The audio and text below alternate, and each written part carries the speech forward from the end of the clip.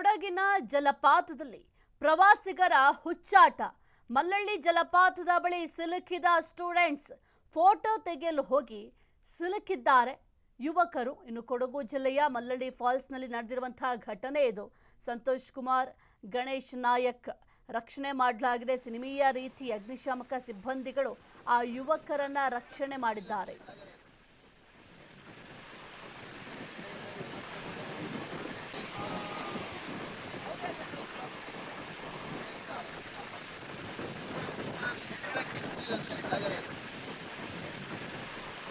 ಇದು ತೋರಿಸಿ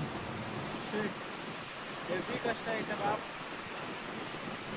ಇಲ್ಲ ನಾವು ಅಲ್ಲಿ ತನಕ ಹೋಗಿದ್ದೀವಿ ಬಾಪ್.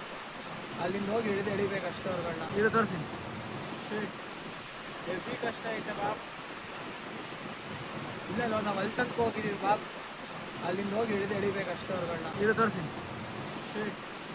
ಹೆವಿ ಕಷ್ಟ ಐತೆ ಬಾಪ್. ಇಲ್ಲ ನಾವು ಅಲ್ಲಿ ತನಕ ಹೋಗಿದ್ದೀವಿ ಬಾಪ್. ಅಲ್ಲಿಂದ ಹೋಗಿ ಹಿಡಿಬೇಕು ಅಷ್ಟೇ ಅವ್ರುಗಳನ್ನ. ಇದು ತೋರಿಸಿ.